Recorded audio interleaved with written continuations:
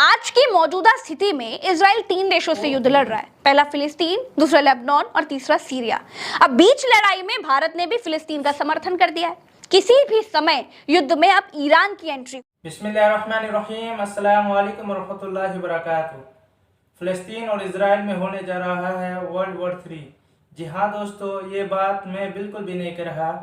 ये बात कह रहा है हमारे प्यारे शिवाजी प्रज्ञा मिश्रा जी कि वाकई वर्ल्ड वॉर 3 होने जा रहा है। इस वीडियो को एक्सप्लेन करेंगे हमारे प्यारे शिवाजी प्रज्ञा मिश्रा जी। तो चलिए जानते हैं आखिर सच्चाई क्या है इस वीडियो में। नमस्कार दोस्तों, इजराइल अब 3 तरफ से फंस गया है। एक तरफ गाजा के छोर से हमास हमला बोल रहा है, दूसरी तरफ लेबनान से हिजबुल्लाह ने इजराइल पर गोले दागे हैं, तीसरी तरफ इजराइल ने सीरिया के एयरपोर्ट्स पर मिसाइल दागकर एक दुश्मन और बना लिया है। दोस्तों, आज की मौजूदा स्थिति में इजराइल 3 देशों से युद्ध लड़ रहा है। पहला फिलिस्तीन, दूसरा लेबनान और तीसरा सीरिया। अब बीच लड़ाई में भारत ने भी फिलिस्तीन का समर्थन कर दिया है। किसी भी समय युद्ध में अब ईरान की एंट्री हो सकती है, और अगर ईरान की एंट्री हो गई तो फिर ना चाहते हुए भी अपनी रक्षा के लिए जॉर्डन, टर्की और इजिप्ट को भी इसमें कूदना पड़ेगा।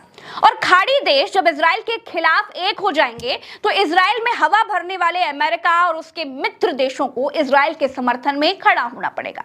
और जब विश्व मित्र और शत्रु देशों में बढ़ जाएगा तब जो युद्ध होगा वो विश्व युद्ध कहलाएगा और दुनिया इसे तीसरे विश्व युद्ध के नाम से जानेगी। दोस्तों, जो लोग ये कहते हैं कि इजराइल बड़ा दूध का धुला है, तो ऐसा नहीं है। इजराइल की नीति हमेशा से विस्तारवादी रही है। पहले भड़काओ, उकसाओ, फिलिस्तीनियों को डराओ, धमकाओ, उसके बाद अगर फिलिस्तीनी रिएक्ट करें तो फिर हमला बोल करके उनसे उनकी जमीन हड़प जाओ। शुरू से लेकर के अब तक का आप इतिहास अगर पढ़ेंगे, देखेंगे तो आपको बिल्कुल यही वाला पैटर्न मिलेगा। दोस्तों, अब सीरिया को ही आप ले लीजिए। सीरिया तो इजराइल के खिलाफ युद्ध लड़ नहीं रहा था, लेकिन इजराइल ने क्या किया? इजराइल ने सीरिया के 2 एयरपोर्ट्स पर रॉकेट दागकर उनको तहस नहस कर दिया। अगर विश्व बिरादरी इजराइल से ये पूछे कि ये करने का हक इजराइल को किसने दिया? अमेरिका से खैरात में अगर हथियार मिल रहे हैं तो क्या जिधर मुंह करोगे, जिधर मुंह घुमा लोगे उधर रॉकेट मार दोगे? ऐसा है क्या? इजराइल की लड़ाई तो हमास से थी, लेकिन हमला सीरिया पर कर दिया। सीरिया समाचार एजेंसी सना के मुताबिक सीरिया के 2 एयरपोर्ट्स पर इजराइल ने रॉकेट दागे हैं, जिससे एलेप्पो एयरपोर्ट और दमिश्क इंटरनेशनल एयरपोर्ट्स बुरी तरह से बर्बाद हो गए हैं। इजराइल के चैनल 12 ने भी इसकी पुष्टि की है। सीरियाई समाचार एजेंसी का क्या कहना है वो भी सुनिए। इजराइल गाजा के निर्दोषों के ऊपर मिसाइलें बरसा रहा है, आम लोगों को मार रहा है, अपने पाप छुपाने के लिए, गाजा की तरफ से दुनिया का ध्यान हटाने के लिए और फिलिस्तीन के हाथों होने वाले भारी नुकसान को छिपाने के लिए सीरिया पर हमला एक हताश प्रयास है। हालांकि इसका जवाब भी इजराइल को मिलेगा। दोस्तों, इसी बीच भारत ने भी फिलिस्तीन को लेकर के अपना स्टैंड बिल्कुल क्लियर कर दिया है। भारत के विदेश मंत्रालय ने कहा है कि भारत का स्टैंड बिल्कुल क्लियर है कि वो किसी तरह की आतंकवाद का समर्थन नहीं करेगा। भारत आजाद फिलिस्तीन की मांग के साथ है। भारत के विदेश मंत्रालय ने जो कहा है वो आपको सुनना चाहिए। इस संबंध में हमारी नीति लंबे वक्त से एक ही रही है। भारत ने हमेशा अंतर्राष्ट्रीय मान्यता प्राप्त सीमाओं के तहत इजराइल के साथ एक आजाद, संप्रभु और व्यवहार्य फिलिस्तीन राज्य की स्थापना की वकालत की है। यानी भारत इजराइल की विस्तारवादी नीति का विरोध करता है। भारत का स्टैंड बिल्कुल साफ है कि फिलिस्तीन को जो असली फिलिस्तीन बंटवारे के बाद मिला था उसे वो मिल जाना चाहिए। इजराइल को फिलिस्तीन की कब्जा की गई जमीन को छोड़ देना चाहिए। इजराइल और फिलिस्तीन के बीच आज युद्ध का 7वां दिन था, और इन 7 दिनों में इजराइल के अखबार भी कैसे इजराइल के खिलाफ हो गए हैं आपको वो भी देखना चाहिए। एक इजरायली अखबार हारेट्स है, यह हमास और इजराइल वॉर को लेकर नेतन्याहू को जिम्मेदार बताते हुए क्या लिखता है जरा देखिए। Netanyahu must go now, not after the Gaza war. 9 अक्टूबर को एलोन पिगोस ने क्या लिखा वो सुनिए। इजराइल के प्रधानमंत्री बेंजामिन नेतन्याहू को इसी वक्त पद से हटा देना चाहिए। इसके लिए युद्ध, करप्शन ट्रायल या चुनाव का इंतजार करने की जरूरत नहीं है। इस आशंका को लेकर पर्याप्त सबूत हैं कि हमास के खिलाफ युद्ध में उनके फैसले व्यक्तिगत, कानूनी और शुद्ध राजनीतिक विचारों से प्रेरित होंगे। लेबनान से लेकर चीन तक के मामलों में वो बिल्कुल बुरे प्रधानमंत्री साबित हुए। किसी को भी उनके इस्तीफे की उम्मीद नहीं है, सिर्फ इसलिए नहीं कि उनमें इजराइल के इतिहास के सबसे बुरे दिन के बाद ऐसा करने की शालीनता और ईमानदारी का अभाव है। इसकी वजह उन पर लगे आपराधिक आरोप भी हैं। उन्होंने सारी वैधता खो दी है और उन पर भरोसा नहीं किया जा सकता। फिलिस्तीन से छपने वाले अखबार और अरब देशों से छपने वाले अखबारों पर भी एक नजर आपको देखना चाहिए। इन अखबारों ने भी युद्ध का विलेन नेतन्याहू को ही बताया है और सवाल उठाए हैं कि जब इजराइल के पास दुनिया में उन्नत मानी जाने वाली मोसाद जैसी खुफिया एजेंसी थी, जब गाजा पट्टी से लगातार उनका संघर्ष चलता रहता है, तो फिर 5000 मिसाइलों से हमास ने हमला कर दिया और इजराइल को कानो कान खबर तक नहीं लगी। ऐसा कैसे हो सकता है? क्या इसके पीछे कोई राजनीति थी या फिर मिली भगत थी? दूसरा कारण यह भी है कि इजराइल का डोम सिस्टम बहुत उन्नत है। यह हवा में ही इजराइल की तरफ आने वाली मिसाइलों को मार देता है। दोस्तों, आपको जानकर हैरानी होगी कि इजराइल अपने डोम सिस्टम पर इतना खर्च करता है जितनी फिलिस्तीन की जीडीपी भी नहीं होगी।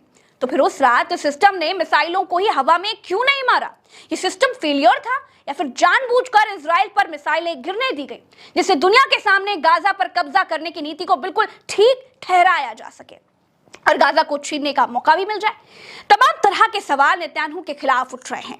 अब सवाल यह भी है कि नेतन्याहू अगर इतने महान प्रधानमंत्री हैं तो फिर वो गाजा के निर्दोष लोगों को बिजली, पानी और इंटरनेट की सेवा क्यों नहीं दे रहे? उनके लिए बिजली, पानी और इंटरनेट की सेवा क्यों काट दे रहे हैं?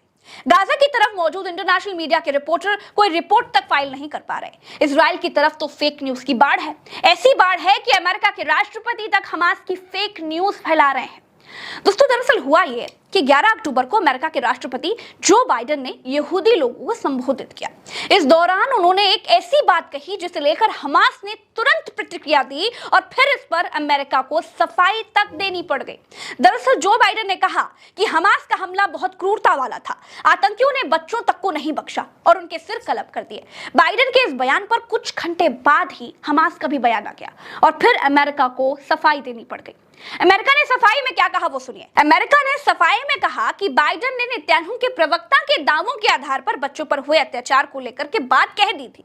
तो अब आप समझिए कि इजराइल और फिलिस्तीन के युद्ध में दुनिया के आगे फेक न्यूज से कैसे धूल झोंकी जा रही है।